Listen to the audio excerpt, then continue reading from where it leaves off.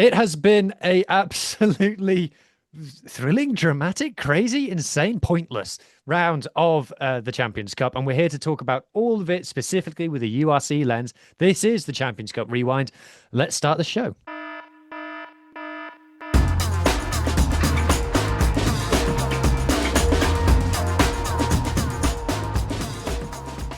I am joined, as is the norm now, and that's a threat, to uh, my three assembled co-hosts. We've got Ethan, Muhammed, and Yeah. Adam. Good evening, gents. Good Good evening. evening. And Sharky is with us too. Oh, he's gone. Oh, he's back. Yeah. Sharky is here too. We should be getting Sharky's thoughts on Shark Week presently. But before we do that, there's literally no time. So we're going to have to carry on and talk about all of the games. So a reminder to how this works. So we are usually the URC rewind. So we talk about all of the URC games, URC teams, and nothing else. So if there's any games between exclusively English and French opposition, we're not talking about it. So Toulouse losing to Saracens, we're not talking about that. But if you want to get insight on the top 14 teams and the French teams, you can watch the top 14 digest. That will be out on Tuesday night. But enough of that. We also don't talk about the Challenge Cup. Sorry. If you want to get Challenge Cup insights, you need to watch the feeder pods. Bit of an animal for the Lions. It's provincial, the Interpro show. I nearly called you Provincial State of Mind. That would have been a faux pas, wouldn't it? Whoa. The rivals, they're Interpro not the show rivals. for Great lads. Ulster and Connacht, and Ethan's lucky because all of his teams are in the Champions Cup, so he's happy. But for the Welsh teams that aren't the Scarlets, you need to watch Rap over on our sister channel, WRRAP podcast. Search that, and that's where you'll get all your Cardiff Dragons and the other one talk. So let's get straight onto it in chronological order. We are talking about Edinburgh versus Gloucester. Now, Ethan, this was the most Challenge Cup game I've ever seen. Why was it Yep. in the Champions Cup? Talk us through it. Well, firstly, I'm wanting to ask about questions about what language is suitable for this podcast. As oh my gosh, that was hard watch is probably the best way to put it. Because I mean, if you look at the score, you'd have thought, oh, okay, quite exciting, but no, it really wasn't. Um, I'll I'll start with some positives. So Freddie Douglas, fantastic. He gets lots of hype. Policeman Ben He's loves getting him. hype. Yeah, like if you look at the group chat, like geez, oh, Freddie Douglas is well loved in that group chat. As every time you saw him, he was just turning over the ball over or jackling or whatever. Um, one time I literally walked back into the room and he was turning the ball over. I'm like, oh man, that was quick. Um, but no, the best thing about that was he provided a platform for Edinburgh to attack on. So that turnover penalty was crucial in that. I think it was Ashman's try, the second one, or conversely, giving Edinburgh a breath of fresh air when Gloucester was looking pretty threatening. Which is not a sentence you'd really say with Gloucester and threatening with how they'd be doing in the Prem, but here we go. But oh boy, Edinburgh had to play against Gloucester and Edinburgh because the amount of penalties that Edinburgh gave away was shocking. Half of Gloucester's points came from Edinburgh being stupid, which is quite bad. So I feel like every time I've talked about Edinburgh recently, it's their penalties and their penalty count because they're just giving away easy points. Hmm. Well, I don't Um, think Gloucester entered your 22 in the second half, but they still scored 6 points. yeah, and that 6 points. That's basically a try for doing nothing. Um, and one thing I did find that quite funny that I noticed was Edinburgh's been struggling to get the ball to the wingers, quite a reoccurring talking point. But maybe that's a good thing because Duhan and Darcy just haven't been on it. I mean, Was Duhan playing in this game? he was playing, and you'll never guess who replaced him. Near the end, it was Charlie Shield. I, Uh, mate, I sort of watched this game. I had no idea that Duhan was playing. yeah, because in fairness, at the beginning after the first Gloucester try, he would have had a run-in try, but oh gosh, who was it? I can't remember who it was, but there was a forward pass, and it was just kind of like, oh wow, if that would have been a fantastic try, especially from Duhan because he really needs something going for him at the moment. Um, but no, it was not. It wasn't pleasant viewing, but I mean, hard. Edinburgh's had two back-to-back wins where they fought really hard against both the opposition and themselves to scrape a win. And I mean, sometimes you have to get the ugly wins. Not Edinburgh's not had a beautiful win in a while. I was going to say, a beautiful would be cool. Yeah. This is the thing. I had a bit of banter on Blue Sky with this because I love Edinburgh fans on socials. I love Edinburgh fans on socials because they're so like, you're so good at processing trauma. You're so like, well, this is bad. Or, well, I see Edinburgh are playing again. This is not good. And things like, you're just so like accepting of it. You're so unemotional about it.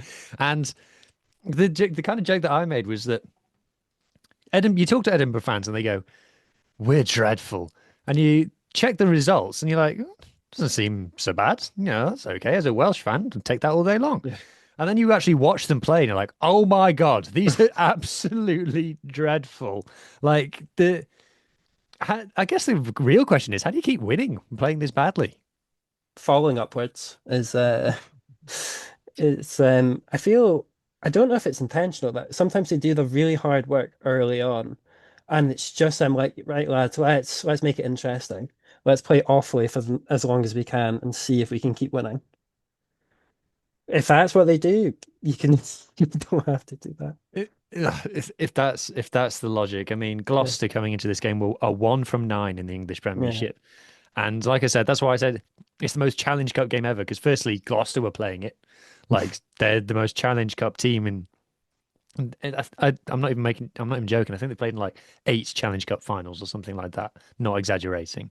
Um, but it was just not a very good game to watch. And yes, the weather's not great at the moment. Yes, it's cold and stuff. But it was even a rotated Gloucester team as well. And it was just I'm just watching these Scottish internationals flop around the place. I'm Jump in there, Adam. I'm pretty sure they had a hooker on the bench who was a registered barrister. Like he's a barrister by trade. I don't know if that was either this week or last week, but I saw something pop up about Gloucester's bench having just a barrister. He's a semi-pro, but he's a barrister by day, Gloucester player by night apparently, which I found mad how the injury crisis has went that far. I feel like there's some kind of pun there to be made about the bench or the bar. It's the bar, Yeah. isn't it? Is it? I don't know. I don't. The, My the my Yeah. courtroom banter isn't up to scratch. no, mine wouldn't be that good either, to be honest with you. Anyway, so congratulations, Edinburgh. You won a game. Let's move swiftly onwards. All right, Mohammed, get ready to talk because there's lots of things to say. Oh, for God's sake, the bloody EPCR website is an absolute nightmare to traverse. But we're now talking about the Blue Bulls. Mohammed, I suspect that our viewership from South Africa will not be tremendously high this week. Um, No, because I we all our Champions Cup teams lost to Prem teams. so the Bulls, conversely to everyone who thought they were back. I've just seen the halftime score. It's It's it's only wild. 47 at halftime. It's Um, wild. they lost 49-61 in a 110 point game. Um, I'm not trying to boast. I'm not trying to sound clever, but I seen this coming because Bristol Bears are not a serious team, and neither are the Blue Bulls at the moment. And this is like defense is optional. Defense is strictly forbidden, and like they scored some nice tries, but did either, despite 110 points being scored, did either team play particularly well? In fits and starts here, mostly Bristol. It's very interesting. I mean, the Bulls on paper for this team that they picked, and Johan Ackerman did say after the Stormers loss in Cape Town that they were going to pick the best possible team in these two fixtures. They've got an away fixture next, and yeah, this was very disappointing because the thing is that you want South African teams to be competitive, and I think the whole country sort of jumped on the Stormers bandwagon despite them losing this week because they're like flying the flag for the country. But I suspected this game would be a lot closer. Bristol started like a house on fire, and then as in the second half, it's sort of like those water breaks helped them a lot because they were huffing and puffing, Oh my and goodness. they I thought after 25 minutes, I thought some of the Bristol players were going to pass out. Like, I, yeah. who did this? Oh, Saracens did this away to Toulouse last year. Not Toulouse, Toulon last year, where it was like 40 degrees. and they scored like 5 tries in the first half an hour. And I was like, lads, great, you've crossed the chart line. You've gone too hard, too early here, and they ended up conceding 70. I thought that's what was going to happen to Bristol as well, because they were like 28-0 up, and I was like, you've run way too much in the heat and in the altitude, and you're not going to be able to hang on. But they did. Yeah, I think there was a danger of that, but they were able to somehow mitigate it, them blowing up and that type of thing. But yeah, the Bulls defensively, I expected a bit better. I want to see who these people are that said the Bulls were back after the Stormers loss, because yes, there's going to be teething problems, and the weird thing for me is they've got such wealthy owners. So why didn't they just give Ackerman a clean slate? Why did they make Ackerman take Jake White's assistant coaches? Why didn't they just let him push just Apparently, he start didn't want fresh? to. I heard he didn't want to. I heard he So wanted to maybe, come in and see what was what. yeah, so maybe Ackerman's sort of like, this is just the season of figuring things out. There's something I want to say, but yeah, uh, look, the CEO of the Bulls said the other day that they're going to give Ackerman a chance because, like at the Sharks, he wasn't able to actually have a lot of his players in preseason. And I was thinking about this, like how much access did Leinster have to their top quality first choice players after the Lions I'm series in buying that. preseason? I'm buying Because that excuse. because Stormers had that Leinster is same still problem. Leinster's still doing well. Well, Sharks are missing like 15 players through the Stormers through the Springbok camp. Sharks aren't doing Bulls, well. Let's not say similar. that the Yeah, Sharks are they're not good. doing well. But the Stormers were losing lost 4 players, so their preseason was like most of their core players, and they were just playing. They But were Dobbo getting didn't stick coach the Curry Cup. yeah, Dobbo, they were getting stick for playing sevens players and under 20 players in the Curry Cup and playing poorly. Whereas Dobbo was with everybody besides the 4 players in the Springbok setup was actually in preseason. So I think that did help them in that respect. But yeah, it's like a thing of like all these factors as it relates to being a South let's read the African team. defense stats. So so 69% tackle success plays 65. although I will say I am wearing blue, but I do not support the Blue Bulls for a lot of different reasons. My good friend Byron Hull supported the Blue Bulls. You can't. There's no accounting for taste as it were. But so shout out to him. But yeah, I thought the Bulls would regress somewhat with a new management, but not this much. I mean, they made the URC final Well, last that's the season. Yes, they thing. played extremely poorly in the final, though. Well, that's the thing. The regression. This is the point that people have been making to me: is the Bulls weren't broken.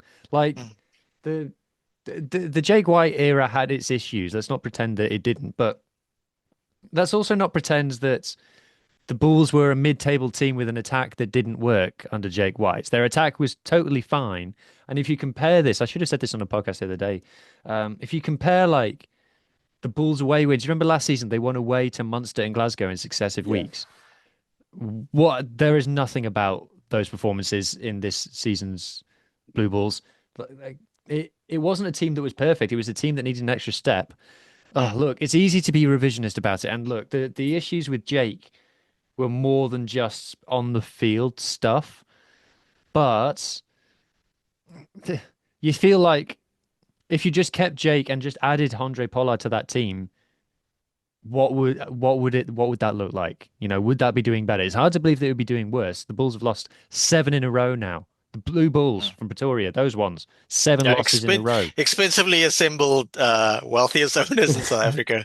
One other aspect is that Ackerman, from his time at the Lions, from his time at Gloucester, from his time at even in Japan, he wants to play an expansive set of rugby, and he's trying to sort of implement that at the Bulls. But this team seems to be set up to grind you to death, that type of thing.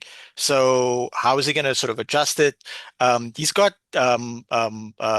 passengers in the team like Harold Soster used to be really good under Ackerman at the Lions, but he seems to do the Ebenezebeth thing where he gives away silly penalties. At least 2 a game and that type of thing. So yeah, Bulls. If the Bulls are doing well, I would have been rooting for them like I was rooting for the Stormers this weekend. But they're not doing that well. So Saturday wasn't that bad for me. I was just watching, and I remember I got a lot of Bulls supporting coworkers in my day job, and they're not particularly polite about the fact that the Bulls are poor. So Is there the a fact lot that of they're swearing suffering. in Afrikaans? Is everybody hurtful? Yeah, buy a Flukeré. So right, let's do it like this. Let's talk about the Bulls' big players. What to me is an outsider is the Bulls' big players. Vilko Low, how did he play? Just quickly. He did what he could for the first 60 minutes, and he looked quite tired when he came off. Maybe his mind is already looking ahead to next season when he moves back to Cedarburg and plays for the Stormers. Yeah. Ruin Nook here. Still one of the better players. Didn't have the best game, broke away, almost like set up a try, that type of thing, but didn't really boss the line out like I wanted him to. But yeah, still a player I highly rate. I would say Yeah. the Bulls' best player, in my opinion. Where should we go next? We won't talk about Elric Lowe. He's still coming back from injury. I'm a massive fan of his. Right. Okay, let's do it. Andre Pollard. How would you assess his performances in blue so far? Up and down. He's had some good games, but this Oh, wasn't I think that's necessarily the kind. best game. Oh, I think that's kind. I think Did we clip the thing we and put it did. on the website? Yeah, we We did. did, yeah. It's so I think he kicked his goals. He had Yeah. one line break, I believe. Mm. I think he created He- more problems than he solved. He threw an intercept, It's didn't he, weird as for well? me because I've watched Andre Pollard like develop and be very skillful, but maybe not the best on defense. And then he peaked at a certain point, and now he's very much sliding down, but he's still good at goal kicking. I mean, he could do a job for the Springboks, like off the bench type thing, like finish the last 10 minutes still. But maybe the Bulls need to be using him like that. Maybe they need to start Keegan Johannes. Johan Goosen is injured Dead. all Where the is he? time. Oh, dead. Yeah, No, not he's dead. the- He's not dead. Okay. Yeah, and then obviously Kate Vollett is hurt again. I don't know what injury he has this time, but this is a guy who like tore his ACL twice. So But the whole thing about the Bulls last year was that the 10 was the big problem. They didn't have a 10. So now they signed Andre Pollard. But like I said, yeah, I thought he was poor. yeah, I think fly off as it relates to South African teams, the Stormers are well ahead because the Stormers second choice guy is a year older than is the person in front of him in Shash Feinberg and Gobazulu, and he had a up and down game this week, and we'll get to it. But Yuri Mattia is still quite good. Okay, and then finally, so obviously Kane and Moody's out injured. Curtly Aronson are injured. Apparently, and then obviously Cameron Hanekom, who would play so well that he would sort of paper over the cracks of the Bulls last season because he was just such a phenom. And then Villy LaRue. I think someone said the other day, leave the game before the game leaves you. I don't know who said that. Hopefully. I think the Bull supporters are still holding out hope there, but yeah, he's fading quite fast. When he got a yellow card, after the yellow card had elapsed and the fourth official had said to the Bulls team manager, you can bring him back on now, the team manager should have said, no, thank you. He's going to stay sat there because he wasn't great. And like you said, leave the game before the game leaves you. There was a bit you talked about Ruin Nokia's break at the end. And look, Villy LaRue ended up scoring this try, so fair enough. But Nokia line breaks. He looks to his right, he sees Villy LaRue in space. He looks to his left, he sees a front rower who is marked, and he passes the ball to the front rower. I think that says what's going on here. No, Nokia is not an idiot. Anyway, sorry, Bulls fans for laughing at you. You gotta laugh in these seconds. Like none of you are watching anyway. Why would you want to hear anybody else talk about this? But yeah, they only listen to and watch Afrikaans podcasts anyway. So anybody else got anything to add on the Blue Bulls? I mean, sorry. Go on, Ethan. Oh, thanks. I was going to say, like, this result and the Saracens to lose one's kind of really diminishing Glasgow's best accomplishments of the last few years of us winning away in Pretoria and then obviously us beating Toulouse a few weeks ago. The Bulls team that you beat in Pretoria was a lot better than this one. I still argue that Glasgow winning the URC title season before last is the best achievement that the league has seen, in my opinion. And before we move on, the last thing to say is well done, Tom Jordan. As good as we said he is. Yeah. Oh, he kicks the leather off the ball. I was going to say, oh, sorry. Oh, sorry. I was going to say, and it doesn't look like he got carded from what I can tell, because he's quite prone to the good old Farrell school of tackling, and either gets a yellow or a red. So, yeah. Did you see him giving the team talk at the end? No. Oh, what He was he was in saying? the huddle with all the Bristol Bears, and he was explaining to them how much how he liked how they were applying themselves, but he was using lots of swear words, Yeah. and the camera caught everything that he said. Commentator's nightmare. Yeah. I was gonna add on that I don't think I've ever seen a pitch as bouncy as that one in Pretoria. Like how many kicks came out of Tom Jordan and just bounced the right way for Bristol. Like you always say, like, oh, it's a game about, you can never predict when a rugby ball bounces, but every single bounce went in Bristol's favor. I've never seen like there was loads of tries that they scored where the bounce just went like in an unusual way, bounced off the ground right into the winger's hand. Like they would have had a fullback there, just bounced right into the winger's hand, and they would have ran. It was mental. And this was It was. Bristol without Lewis Rees-Zammit as well. He would have torn up. Mm. He would have. He would have. Revovo as well. I maintain that South African sides need to sign Fijian players because they're affordable. And the one player who looks like he was coping in the heat and the altitude was Revovo, who's Fijian. So there's my two. Mata did quite well as well. So I think Hmm.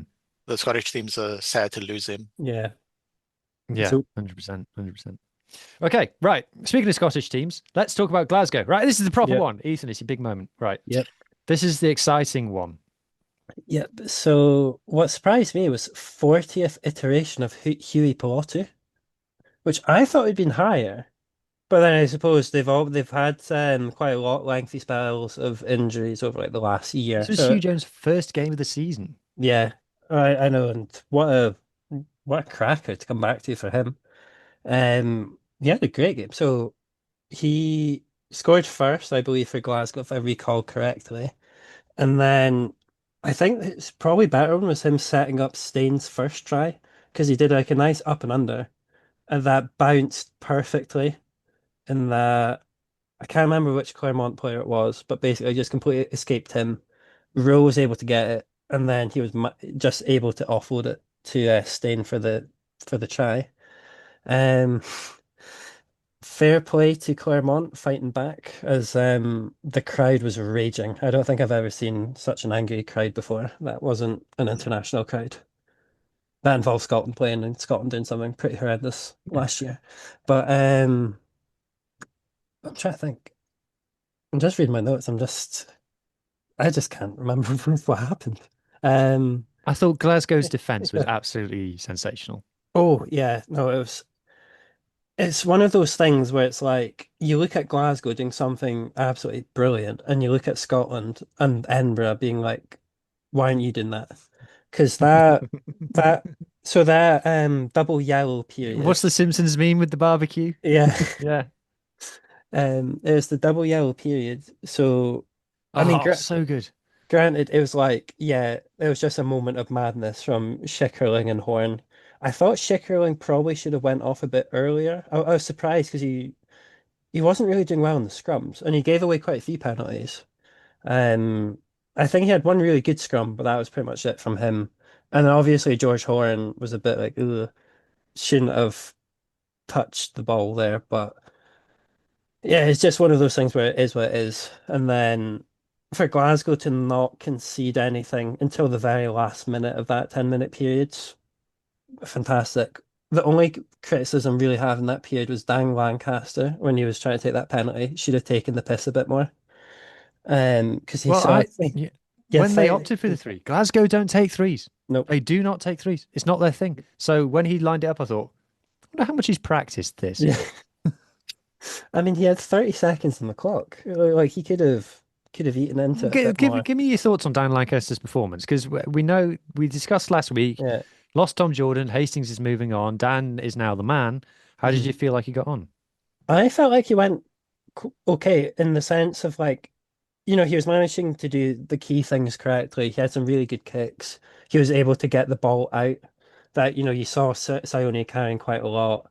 And the ball was fast. Like I think that was one of the really key things in this game was Glasgow was getting the ball out fast.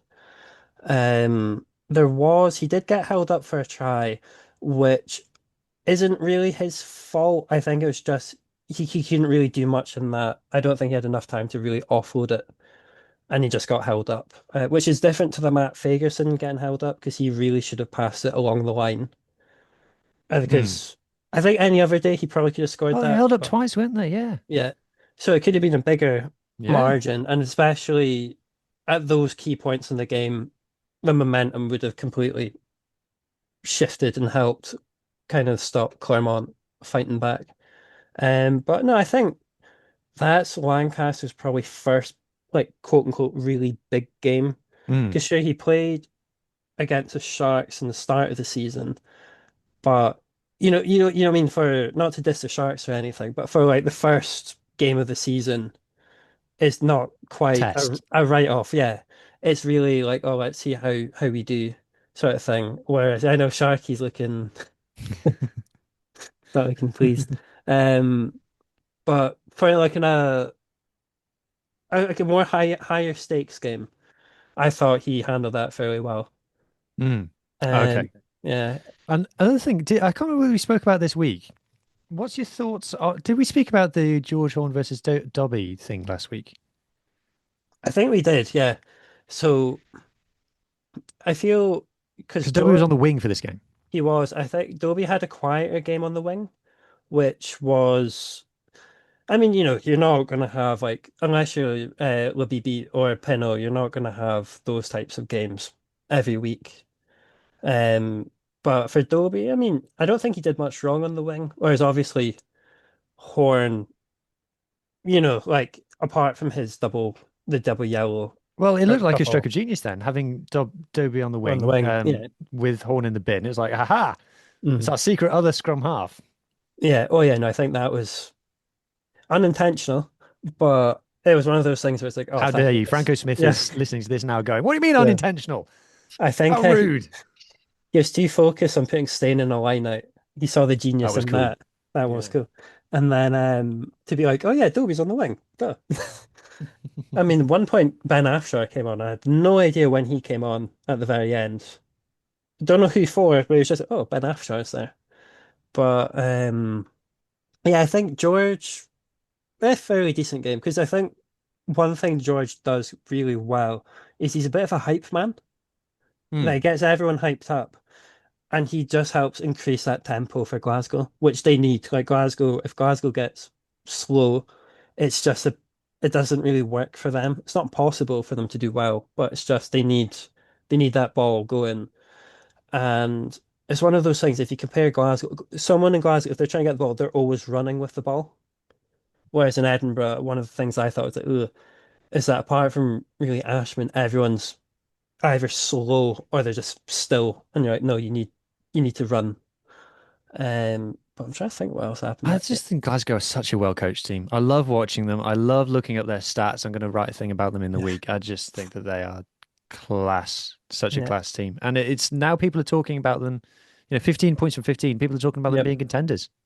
yeah. I think it's one of those things that when Glasgow gets going, they really do get going, and it's just one of those mentality things that Sione himself said in that Toulouse game. That at halftime, obviously 21-0 down, Mm, he looked around and saw no one doubted that they could come back from it. mm. Whereas I don't know what it was, but um, like that period, I don't know if everyone just seemed to just stay completely collected. They didn't do anything stupid in that 10-minute period. Whereas if you compare that, Scotland would just flopped. They would have let the door open. They probably would have just handed the ball and let them score. But no, it's just such a mentality thing. And I'm hoping Glasgow is able to back it up against Saracens. Because that's It's a big game. it is a big game. But oh my gosh. I think the only other thing that I can really remember in my notes was Dalgi breaking his arm. Jeez, oh, that looked sore. Oh, yes. He Yeah. got a whack on the elbow, didn't he? Yep. And I was Ooh, like, that was no, painful. that was nasty. Mm, mm. But for the oh no, the blur is coming in. Ah, A Clermont ball from my Mm, friend. Yeah, there we nice one. go. We're accommodating on this podcast. we are. We Yeah. are. Yeah, as you'll see by when I show you what's on my hoodie later. But now it's time to move on again. Yet again, it's time to move on to yet another game. And Adam, it's one for you to talk about. Leinster versus La Rochelle. And I'm going to ask you a hard question, Adam. Brace yourself. You ready? Yeah. Did the best team win? Oh, I think with how good La Rochelle were playing, I think Leinster also replied very well in their how they would manage the game as well. I think there was a couple of standout performers for Leinster that really helped them in this game. Whereas I feel like when I look at somebody like West for La Rochelle, he was absolutely unbelievable. Did the best team win? I would say I would argue yes, in a bold but Irish way. I need to sometimes stand with Leinster now. But I do feel like there was standout players like Jack Conan had an absolutely unbelievable game where I think he was involved for at least three of the tries where he had like a slick pair of hands and he just went through the motions with it. I think La Rochelle played really I think La Rochelle at the start I think there was like a fight between Will Skelton and Leinster players. In other words, the sky is blue, the air is around us. But I feel like Leinster applied in it very well. I think it's really good as an Irish rugby fan to see Caelan Doris squaring up to somebody like Will Skelton. We need him to show that bit of like captaincy. Do you know what I mean? Like he Mm. is the national team captain. I feel like in the last couple of months when he's been injured and also when he's been captaining in Glass Six Nations, we didn't see that bite in him. This is the bite that we need from him, and it's coming at a perfect time.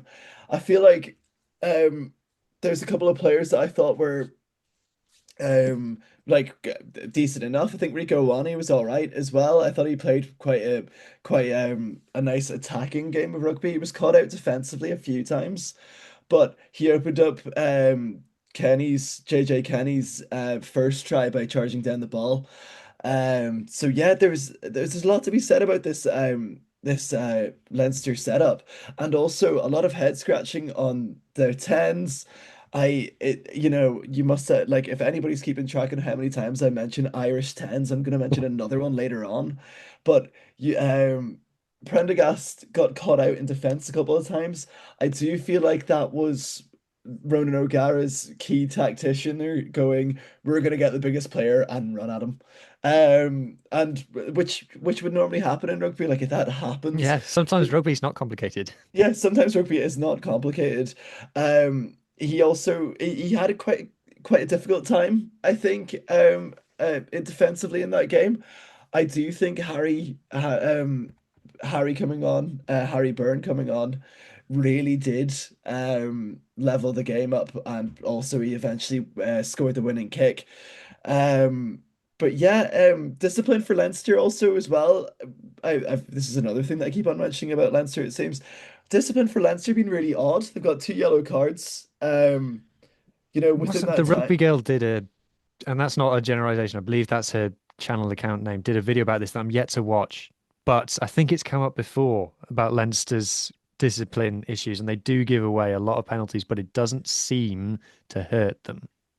No, it doesn't seem to hurt them, but it's always that like I remember, oh goodness, it must have been 2014 or was it 2013 when we played Saracens at home and we got a red card in the first 10 minutes and it was like Ulster played better with 14 men than we did with the whole 15. Like I feel like Leinster are a very well drilled team so that when that happens, they're relatively okay with it. I think when you look at the average points scored for their 22 meters, I've got the wee stat pad up here. Mm. 2 points for every 22, 22-meter line visit and 1.8 for La Rochelle. I must say, I Leinster's scramble defense on the line in parts was phenomenal. They did get caught out, but that was only towards like sort of around the wing type areas. It was It's one of these. those. It's one of those. Did La Rochelle bomb multiple tries, or do you have to credit the defense? I'd say you have to credit the defense. I think La Rochelle, sorry, as I said, they were well drilled. They were sort of focusing on getting it around that fringe area. They noticed how you'd say their tacklers that were weak, like the weaker sort of defensively wise, would hang around the edges of the ruck. So they just sort of targeted around there. Um, Saying that though, I felt like a player like Joe McCarthy, um, man marking Will Skelton. Big Joe, we like to call him. He had a really good game. It's good to see him back in the setup as well. And I personally think that Kenny has a couple of caps for Ireland under his belt for the Six Nations. Um, Back three of Zach Ward and JJ Kenny, a sevens dream team would be phenomenal. I was annoyed watching this game because I've been telling Leinster fans until I'm blue in the face that La Rochelle aren't even that good anymore. You need to get over yourselves with this rivalry. Like you've won the last three, and I've won four in a row. But I have to admit, this was the by far the best that La Rochelle Yeah. have played this season by a long way. And I thought Lavani Bottier was Yeah. absolutely stellar. I think Nolan Le Guerec has been a fantastic signing for La Rochelle, and I think it says how good that Lavani Bottier was that he was twice as good as any other player on the pitch, in my opinion. Yeah, I feel like some of their stars did come out and they were absolutely phenomenal. I think with La Rochelle, and I did have a look. It was after the game at like the top 14 results, and it's been really like high and low. I think didn't they Mm, beat Toulon last week by like 60 points? I know it must yeah, have been a heavily rotated yeah, squad. However, I think it's what we say on the podcast a lot is in the history books, you'd be like, that's a bit of an odd same yeah. of like but yeah, it's really good. Like I really enjoy watching Fijians play such nice rugby. Like Bautier is just he was unbelievable. It was just unstoppable. Like it was just ridiculous the stuff that he could have got away that he got away with in terms of how well he played. I think there was one of the La Rochelle tries where he got tackled down on the floor and just out of nowhere the ball just levitated in the air. Like he was on the floor and it just went bam. But it's players like that that you need, as you say, Hugh, it'd be really interesting to see like, you always say about South African teams having Fijians in their sort of squads because it's nice. It's nice. It's warm.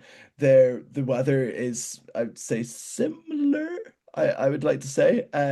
But having like European nights like this reminds you how class the Fijians are that are playing in France, how class the Fijians are that are playing in England, and I would love to see more Fijians in the URC in general because they're just class to watch. I couldn't agree more. I couldn't agree more. I love Fijians. So I think we have to. It was a hell of a game. Fair play. Fair play. You've It was, broken me. Well done. yeah, Okay. it was Van der Fleer's probably best game Oof. for Leinster in like he ran His down try was fantastic. his I was his shocked. his his try was phenomenal, but his try was phenomenal. And then I looked around at like it was Conan that opened up the space. It was Doran with sort of like a Doris with a miss pass. But that's what I mean. Like these lads were absolutely like they didn't back down from anything. Van der Fleer running a ball in from 10 meters in 2025 is something that I was not going to say. But I tell you what, he looked quite quick and he sidestepped a scrum half. Mm, So, it's one of those things that it's good to see Van der Fleer's also back potentially as well.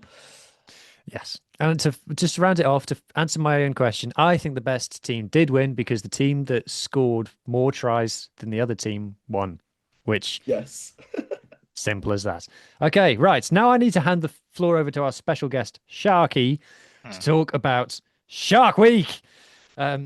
26 points to 10. Sale Sharks, which we still haven't quite identified what kind of shark lives in Sale, versus the the Hollywood Bets Sharks, who everyone has been pointing out has legs. Um, Oh yeah. I didn't watch any of this game, Mohammed, so I'm relying on you here, mate. I was looking forward to this since the South African teams joined the URC. The reality is that things had gone somewhat stale in Super Rugby, and the fact that you could play URC teams and then play in a tournament where you could randomly play teams. Of course, over these last 3 seasons playing in EPCR, I started to realize that I need to put an application in so we can play Gloucestershire in the Champions Cup and or Challenge Cup every season. We did beat Saris in Durban, and they put up a fight they could have won it towards the end. But yeah, Sale went just about the best team they could, besides their injured players. Sharky's quite happy with himself because if you tuned into a bit of an animal on Monday when we did the early preview, Sharky picked Sale by 3, so he got his prediction. I picked Natal.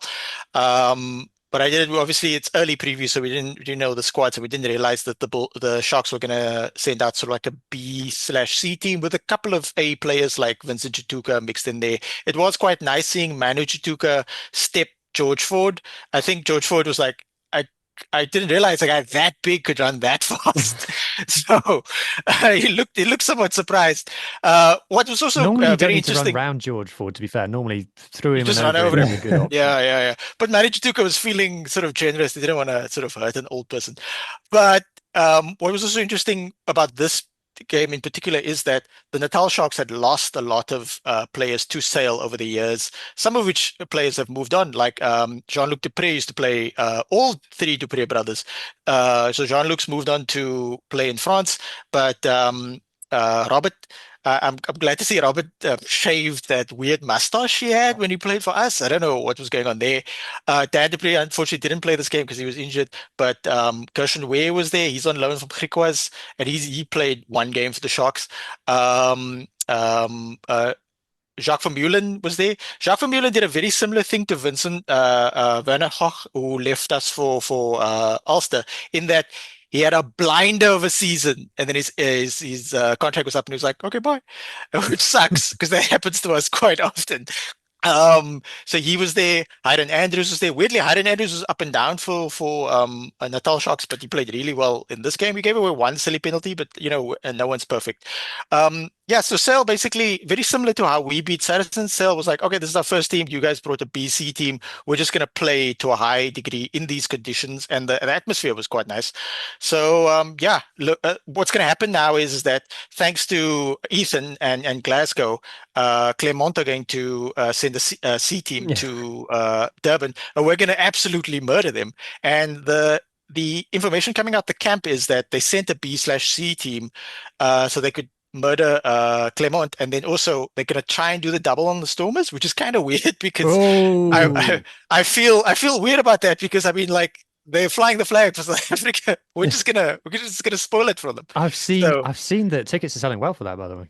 yeah. The Stormers sell tickets so well. They're even selling tickets for next week's game against Leicester. Leicester Tigers. Who wants to watch Leicester? Anyway. Okay, I don't really have anything to say about this game because I didn't see any of it. Has anybody else got any thoughts? No drop goals by George Ford. That's a surprise. Oh yeah, Yeah. I was Mark gonna Canada. say in the Jaws derby that I was so close to going to, I was kind of glad I missed it because I was I was thinking that Sharks might have came in with like full guns first team, like I know Muhammed, I know you're looking confused, but I had it in my head that all the advertisements around the game was just like I don't know why, but Sale always chose Abanatseveth, and I was like, do they not know something that we don't?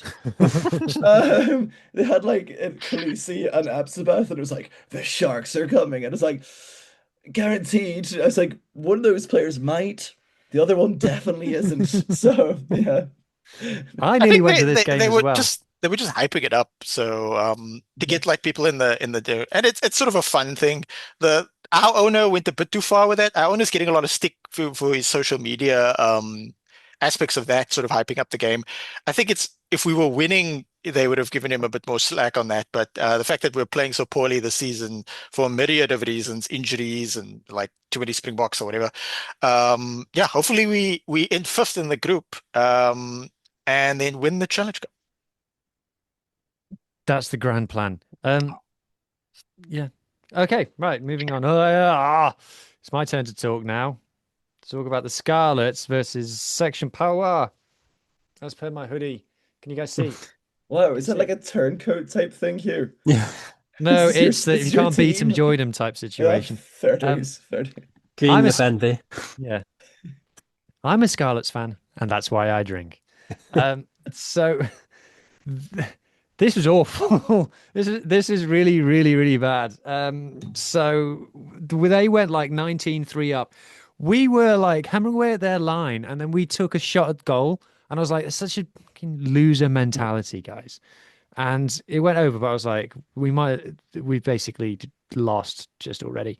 And half time, 24 points to 26. I would have been shocked if you told me that 20 minutes in, because we were 19-3 down and it was as bad.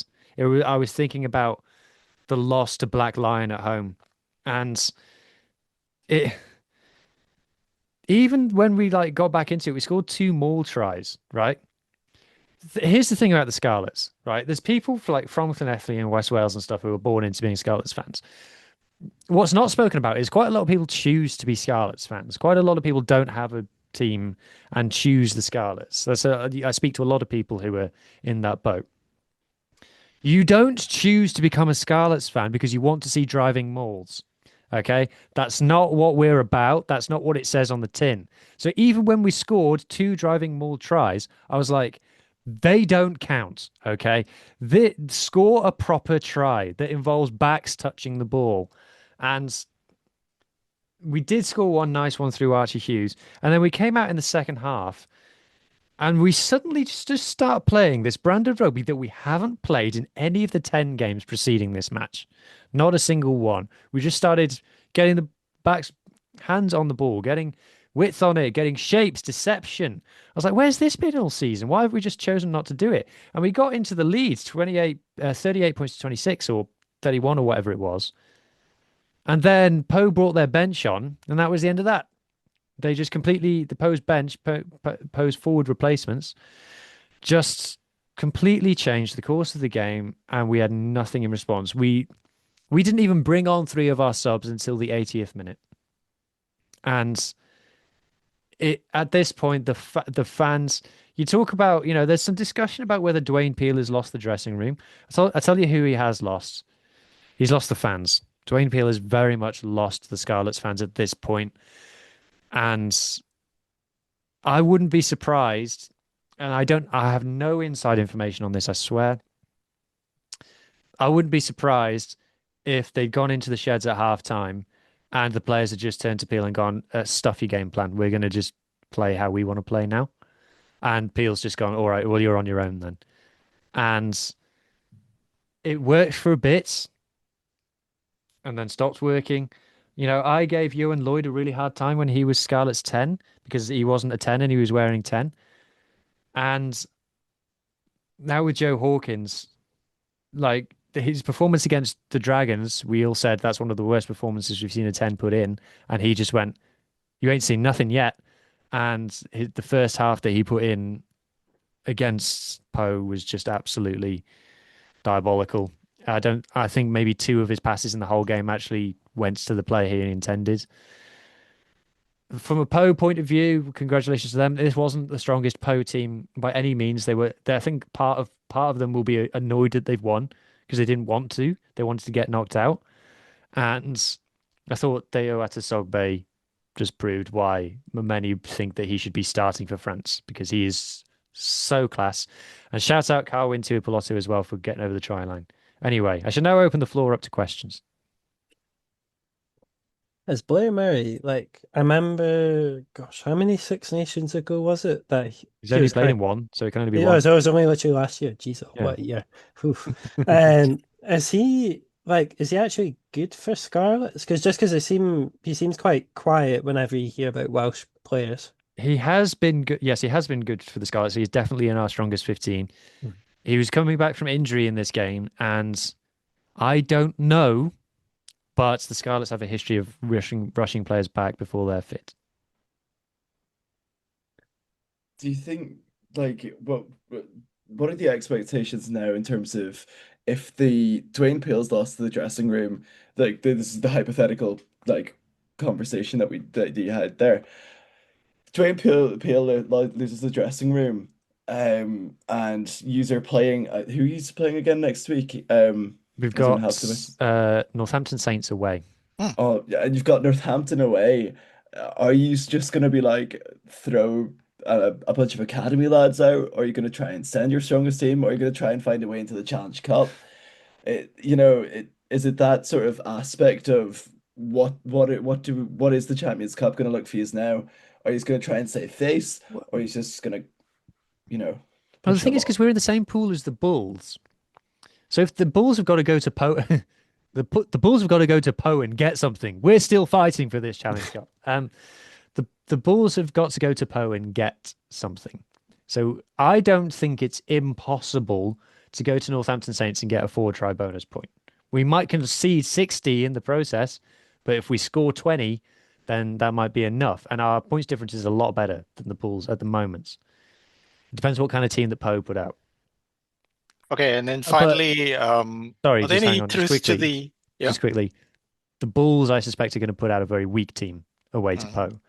So it's still very much on for us to lose all of our games, concede a lot of tries, and still get through. Yeah. Thanks to the wonderful format. So the thing, Dwayne Peel's attitude to rotation is odd because it's a lot of rotation and also not a lot. So there's 25-ish players that he actually trusts, which is why he uses the substitute bench so lightly. But then he just rotates those 25 players like crazy. So there's like 6 changes every single week. But just players who were on the bench last week and stuff. So it's annoying anyway. Sorry, Mohammed. Yeah, it's going to be weird because Ackerman, after the Stormers game, he said he's going to play his best possible team in both games in the EPCR in the Champions Cup. So we're going to see if that's true or not now that they've lost so convincingly to Bristol Bears. And then finally, sort of, are there any truth to the rumors that producer Lee is actually going to take over from Dwayne Peel? And if so, who's going to run the channel? I can neither confirm nor deny the rumors that producer Lee is taking over the Scarlets. All I can say is that the channel will proceed as it has been up until now. Imagine, like, I was how many years ago was it when you had the kit with 23 sponsors or something mad like that? Just all global gain line, like all global gain line, all. Just imagine all of the shows that we do just on a kit. Macron actually had to make an extra like long jersey to fit those all on. I can imagine. But how many years ago was that? Was that 2019, 2018? I just Yeah, remember. probably around then. So Yeah. behind me on the wall of my wall of jerseys, the one on the which direction is it? This direction. This one is a Scarlets 2003 jersey, and I don't know if you can see, compared to all of the other ones, it's much longer than all of the Oh others. yeah. The one right at the back, yeah. One On the right right. on the far right as Far you right, look at it. yeah. Wow. I don't know why that is. Cougar obviously I just wanted a thing about long jerseys, but that's up there with my favorite jerseys ever. If I was to design a jersey, it would probably look like that. Anyway, we've gotten sidetracked, which we just simply don't have the time for. Right. Harlequins versus Stormers. I was there. And I was there in the media box for this one. I got to watch it, and I got to interview John Dobson and Damien Willemse after the game, which was very exciting. Sitting in the stands. Sorry, I'll go back to self-view. Sorry, very self-centric. I was in the media thing. The media bit and where the coaches sit is the same bit in Harlequins. So John Dobson, Brock Harris, and Mohammed, help me. Is it Rito Ngwani? Yeah. Yeah, they were Yeah, all that's sat. right. They were all sat behind me. So I was making a video, so I was recording myself, talking. I was like, Stormers not playing very well. That was bad of what they've just done. The Stormers, like, so they didn't hear me. But Dobbo was actually quite cool in the press conference and stuff. So I feel like what happened in this game was, the Harlequins got a couple of fortunate bounces to get 3 or 4 tries ahead, and then the Stormers just got dragged into playing this kind of counter-attacking, playing from their own half, high phase count game that didn't suit them at all. And the more they did it, the more they just played into Harlequins' hands, and the scoreline completely got away from them. And Harlequins absolutely destroyed them at the ruck. At ruck time, Yeah. it just went that way. Anyway, Mohammed, what was your take? Yeah, very similar. Even though I was watching from home, it'd been really cool to be at the stoop. But It was very yeah, cool. I can confirm that cool is how I felt the whole time. Kind of wish I'd wore 2 pairs of socks level cool. Actually, it was rather chilly in the stoop. And so I think the Stormers can blame that if they need something to blame. yeah, I was talking about cool as an experience, but are you saying it was like really cold as well? It was awfully Who would cold, have yes. who would have thought? But yeah, weirdly, like Harlequins have been horrible this season. Yep. Yes, there've been some injuries and stuff, but like everything just came together for them.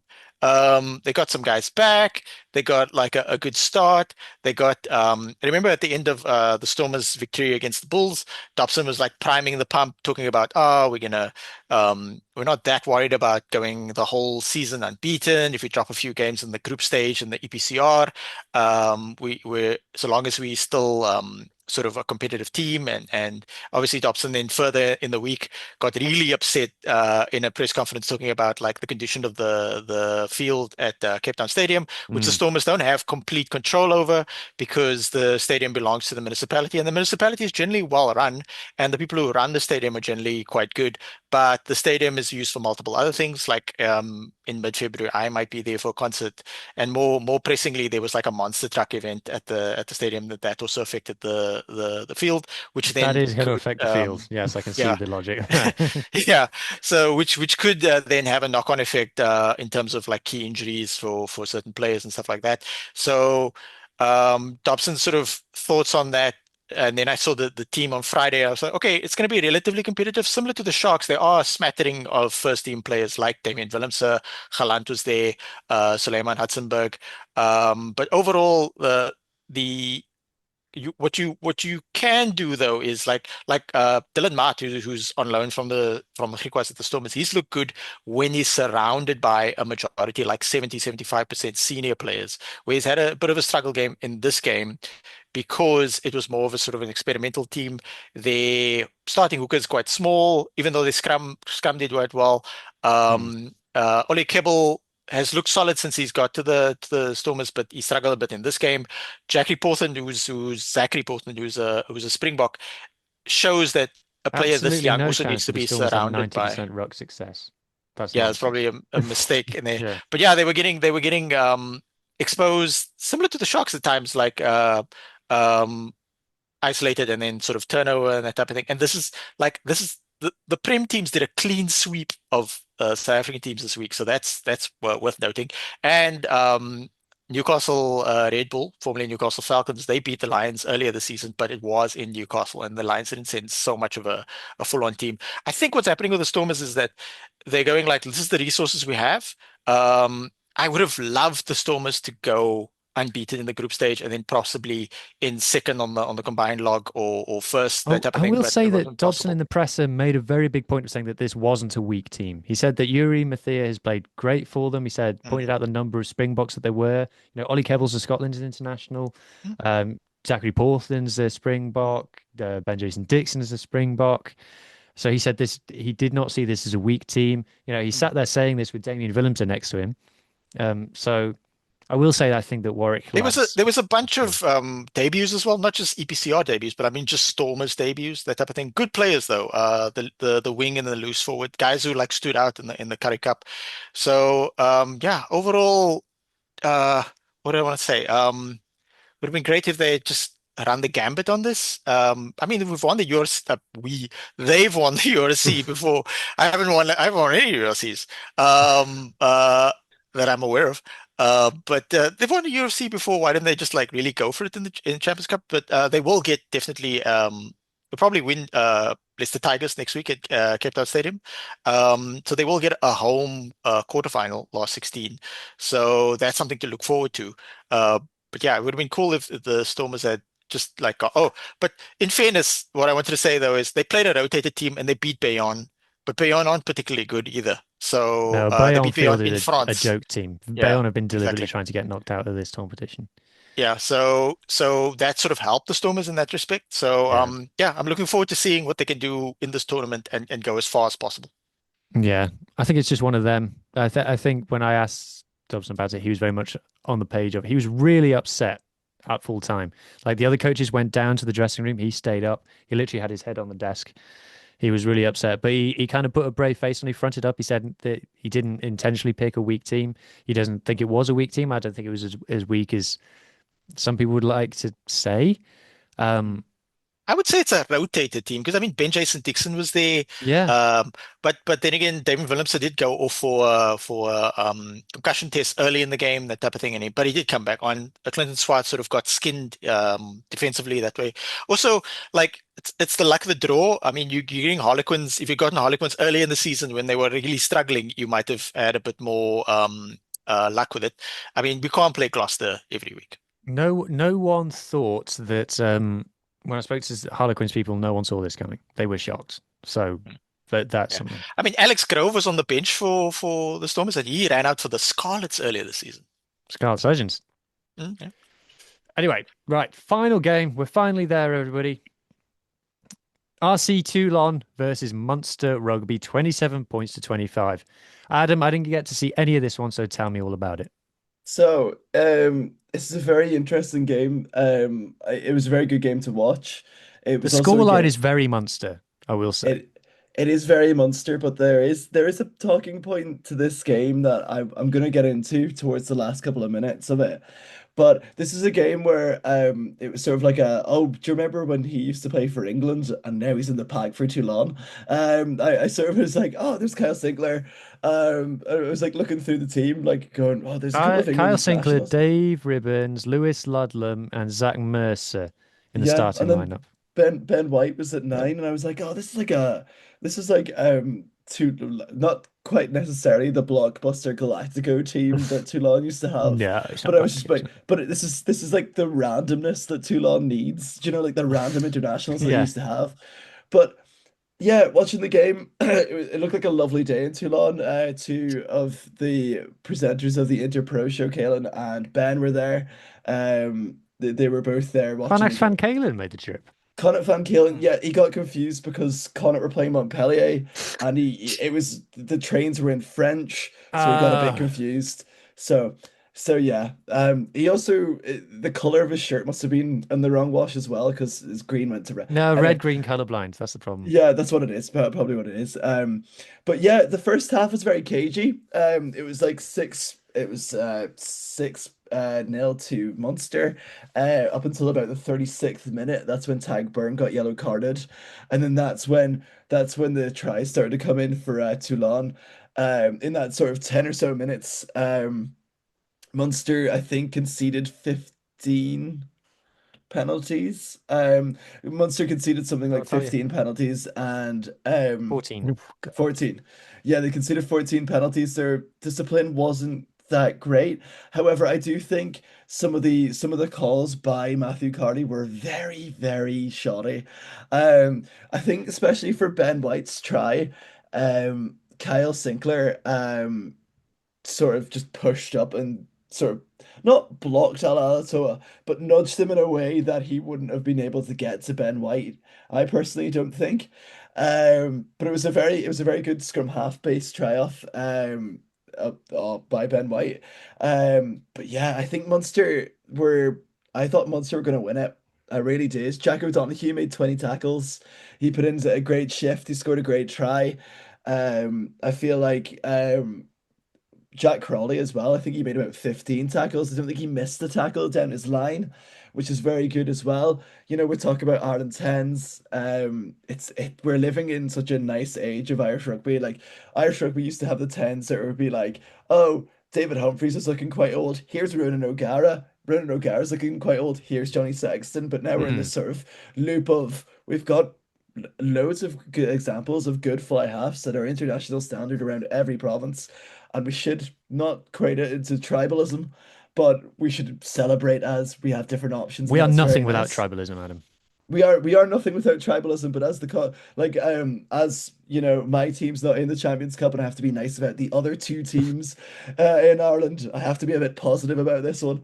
But yeah, I feel like with towards the very, very end, there was a very confusing penalty call that led to Toulon winning the game.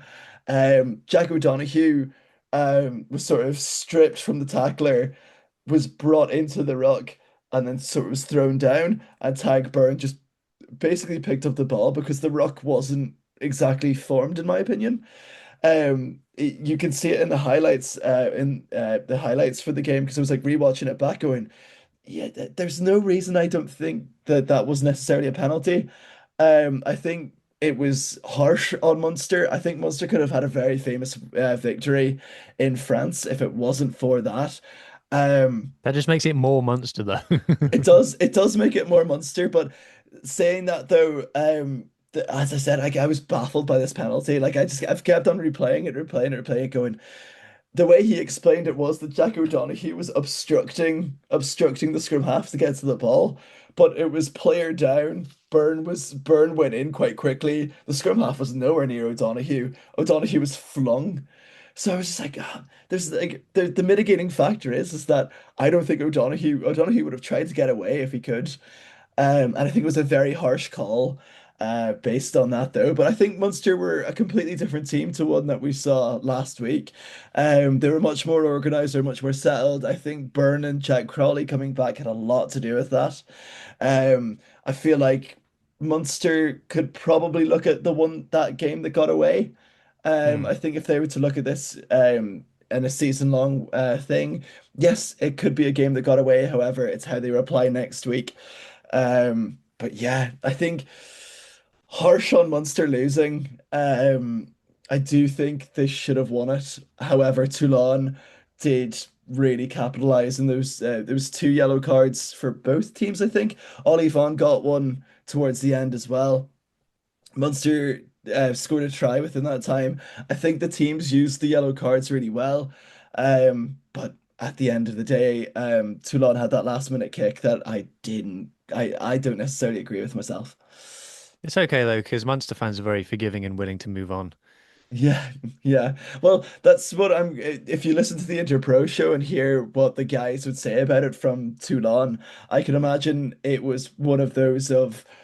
I think it was a quite a pleasant game for Munster because I don't think we had them down as winning it. I thought Toulon were absolutely from base stuff last week. I think it shows the character of Munster. It shows the character of Clayton McMillan, Hmm. how well he got this team back up from probably one of their worst performances against Ulster last week to now going toe to toe with Toulon and nearly winning. But Toulon played really well. I think they had Bastero on the sideline as well, and it was sort of like, oh, remember him? Toulon players don't retire. They just get given a headsets and allowed to put on weight. They don't retire. They Yeah, just well, isn't it Nanu still played for them at Nona some still point plays for with them. yeah, Nanu still plays for them. It's like, Dan you Bigger know, was randomly on the sidelines a few weeks ago. We don't know why. he used to play for Toulon. He's He just did, yeah. always sort of there. He released that really nice Toulon kit. Remember the classic one, the long I've sleeve? got I it. think you've I've got that got one. that. Yeah, Yeah, I've I think got you've it. got that one. Yeah, I was gonna say, but I think Toulon have a really like as a team. As I say, it's like sort of like a barbarian-esque random internationals It's all a in, very and random team. they all play really nice rugby. But they clearly have a good structure because if these players are coming back and helping the team as much as they can you know, I'm not mad about that. I'm not mad about it. They've got a Hmm. team with a lot of money. They've got that sort of European heritage for those couple of years where they absolutely dominated. So yeah, I think Munster fans would not necessarily, I think they'd be more angry at the referee call, not necessarily at the scoreline. They had a really good game. They fronted up well. They picked their battles. The penalty count, they need to sort of work on that. But considering how high the penalty count was, the fact that they were only 2 points up within the game as well, it Hmm. shows the fight that they needed to have and the fight that they should have had against us last week, in my opinion. Hmm. Ethan, Mohammed, did either of you catch any of this game? No, but I mean, talking about the internationals, is that not like how close is it to pushing like the top 14's like French player Toulon are limit? always very close to that. Always very. Oh, that reminds me, Adam. How did Thomas Albanos play? Because Toulon have plastered him all over their socials after this game.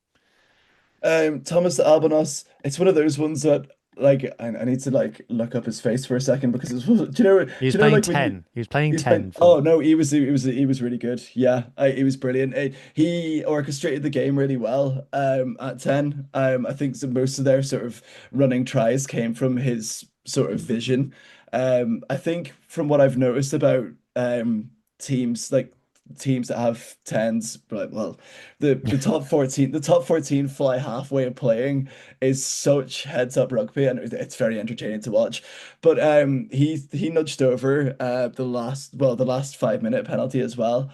So yeah, I think they've got quite a good player on their hands there. Yeah, but Ethan, yes, Toulon are often very close to being in trouble with the GIF rule. Yes. I Um, can't believe that there is a Jeff Rill considering last, well, what, 10 years ago when they had like Johnny Wilkinson, Matt Ghetto, Lee Halfpenny, and you're like, they brought it in after that, because oh, is it happening? that Galactico team, they were like, hang on a second, because it It was was like it was three French Barbarians. people in the whole Ryan team. It was O'Banner, Bucky's Yeah, yeah. Porter, yeah. It's and Jack. That story about Bucky's Porter subbing himself off at Toulon, where he would just play for a certain amount of time and just be like, I'm off. And then his lock partner would be like, but you've not been substituted. And he's just like, I'm done. I mean, I but would it's you probably argue? Sorry, I was gonna say, sorry. would you argue against Baki's Bota though? If you're Chris I, Jack, no.